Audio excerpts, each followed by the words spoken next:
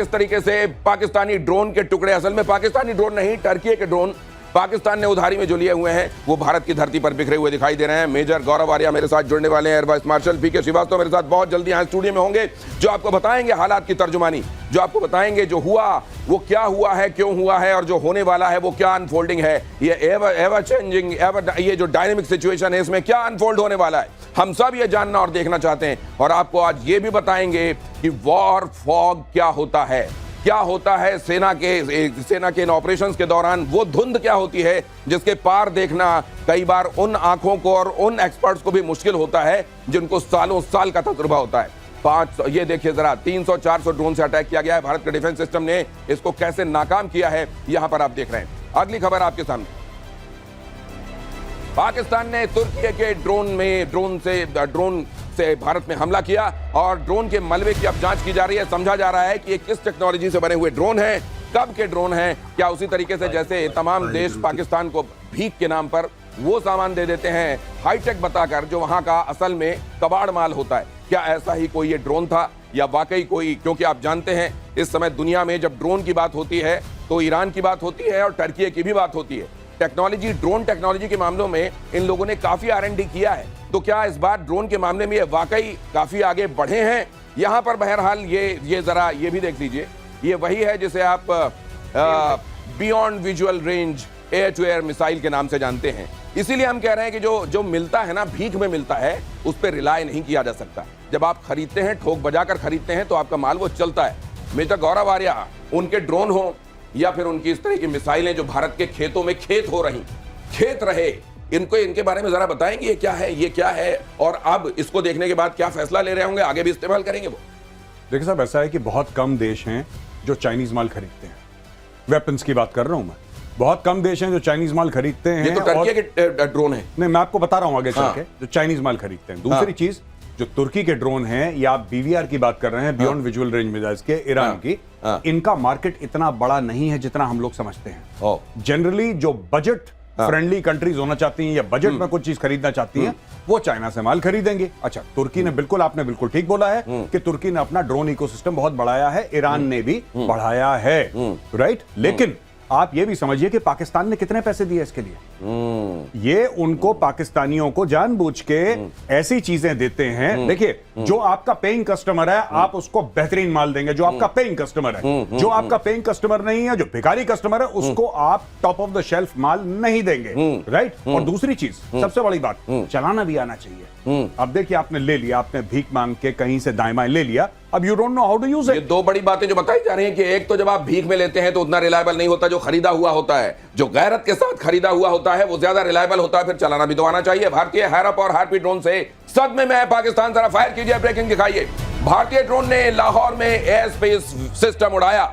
भारत ने इन दो ड्रोनों की मदद से लाहौर के डिफेंस सिस्टम को नेस्तो नाबूद कर दिया। और यह भी आपको बताऊंगा कि कैसी लाचारगी के साथ वहां यह कहा जा रहा है कि हमको तो समझ में नहीं आया। ये बिल्कुल एलिस इन द वंडरलैंड लग रहे थे उस समय जब भारतीय ड्रोन हरकत में थे। ये क्यों थे, क्या था और इस पूरे सिनेरियो को कैसे स्टडी किया गया? क्योंकि सर, ये हम देख रहे हैं कि वो जिन चीजों की डींग मारते हैं उनकी धज्जियां उड़ रही हैं लगातार। आपने इसमें क्या देखा, हमारे ड्रोन वर्सेस उनके ड्रोन? देखिए, ये जो स्वॉर्म अटैक जिसको ड्रोन ये बोलते हैं, जो इनके पास आया था, जिसमें छोटे छोटे हथगोले टाइप के वो होते हैं, ये आपने देखा किसी मिलिट्री एस्टेब्लिशमेंट को इसने कुछ किया? कोई मिलिट्री आपकी कैपेसिटी को नेस्तनाबूद करने की चेष्टा भी की? कुछ नहीं। ये आतंकवादियों का एक हवाई हमला है, आतंकवादियों का है।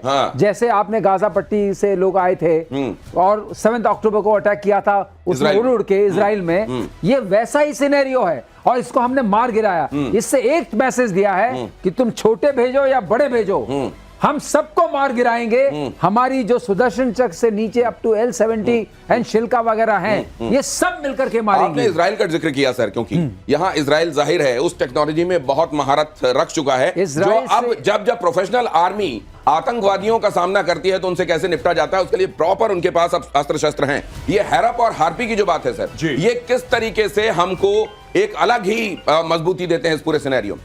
देखिए, ऐसा है कि ड्रोन एम्युनिशन पिछले 10 सालों में या ड्रोन वॉरफेयर पिछले 10 सालों में बहुत ज्यादा बढ़ गया है और बहुत ज्यादा इसका इस्तेमाल बढ़ गया है और भारत ने भी इसको यहाँ पे ड्रोन पूरा इकोसिस्टम हमने तैयार करा है। जो पाकिस्तान पे हमला करा, पाकिस्तान का ये कहना है कि हमने कई सारे भारत के ड्रोन मार गिराए।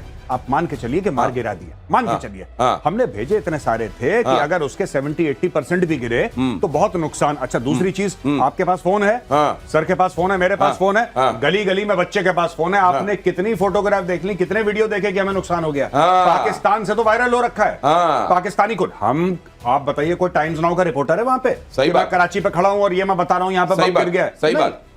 तो आपको मोस्ट रिलायबल तरीके से सोर्सेज को आइडेंटिफाई करना होता है और उसके बाद वो खबर को आगे लेके जाना पड़ता है। वॉर फॉग के बारे में जरूर बताइएगा दर्शकों को जी। वॉर फॉग वो समझें, इंफॉर्मेशन वॉरफेयर समझें, ये आवश्यक है हमारे देश के लिए। जरा ये खबर देख लीजिए पहले। पाकिस्तान का एक और पाप हुआ बेनकाब।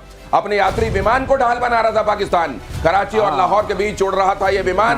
भारत ने जवाब देने में संयम रखा, वरना निर्दोष नागरिक मारे जा सकते थे। यह है भारत का संयम, देखिए। और अपने नागरिकों को कैसे ढाल बना रहा है पाकिस्तान, वो भी देखिए। लेकिन हिंदुस्तान कैसे इस वक्त भी संयम से काम ले रहा है।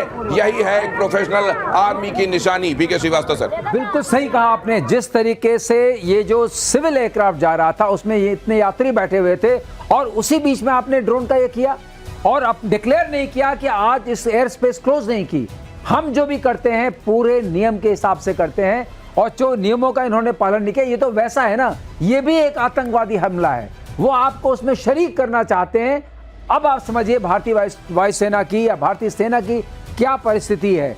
एक ऐसे से लड़ना जिसके लिए उसके मदरसे के बच्चे भी कैनन फॉडर हैं। सर ये आ रहे हैं इस पे, ये खबर, ये बहुत बड़ी खबर है। वो कह रहे हैं कि मदरसे में पढ़ने वाले बच्चे हमारी सेकंड लाइन ऑफ डिफेंस है। बहुत बड़ा, ये देखिए पागलपन की निशानी। एक और आपको दिखाएंगे लेकिन उससे पहले मेजर आ रहे हैं जी। मैं ये बात आपको बताना चाहता हूं जो जैसे सर ने बोला, ठीक है, ये टिपिकल हमास की टैक्टिक्स हैं कि मैंने आर्टिलरी, अगर मैं हमास का हूं तो मैंने रॉकेट कहां से फायर करा? स्कूल से। स्कूल की छत से मैंने फायर करा रॉकेट, वो इजराइल को गिरा। इजराइल के कंप्यूटर ने देखा कि ये इसका पाथ है, फ्लाइट पाथ है। उसने काउंटर बॉम्बार्डमेंट करी तो इजराइल की मिसाइल गिरी स्कूल में। फिर आपने बोला कि ये देखो बच्चों की लाशें हैं। फिर आपने गाना, यही जो हवाई जहाज उड़ रहा है, ये जानबूझ के अपने नागरिक मरवा रहे हैं कि दुनिया के सामने छाती पीट सके। This is Pakistan for you. आतंकवादियों को ढाल मिलती है इन निर्दोष नागरिकों की, उनको सामने रखकर ये अपने ऑपरेशन अंजाम देते हैं, उनके कंधे पर रखकर बंदूक चलाते हैं और उनको जब हिट होता है तो कहते हैं, अपनी छाती कूट कर कहते हैं, देखो निर्दोषों को निशाना बना दिया। अगली खबर देखिए, आकाश मिसाइल ने तोड़ी पाकिस्तान की कमर। आकाश को कैसे अभेद्य बनाता है आकाश, बताएंगे एवीएम श्रीवास्तव। भारत के एयर डिफेंस को बनाया अभेद्य। किस तरीके से आकाश ने अपनी सुपीरियरिटी साबित की है।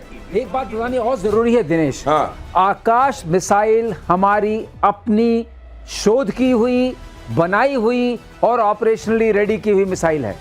ये हमारी है और ये मैं इसलिए कह रहा हूं कि दर्शकों को पता रहना चाहिए कि अगर जब लड़ाई होती है और लंबी चलती है तो आपके पास सर्च प्रोटेक्शन की कैपेसिटी होनी चाहिए, जो हिंदुस्तान में है। हमारे पास ड्रोन बनाने वाले भी पाकिस्तान वालों को कहना चाहता हूं 10 से 15 हैं।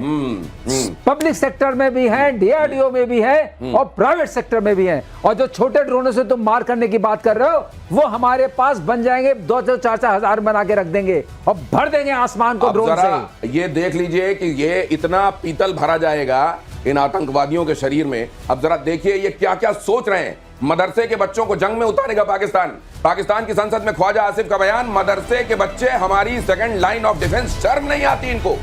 मदरसे के बच्चों को आप जानते हैं, उसमें जैसे ही बच्चे थोड़ा सा होश संभालते हैं उनको इन मदरसों में दाखिल कर दिया जाता है और ये कह रहे हैं हमारे सेकंड लाइन ऑफ डिफेंस है, मदरसे के बच्चों का 100% इस्तेमाल करेंगे। शर्म करो।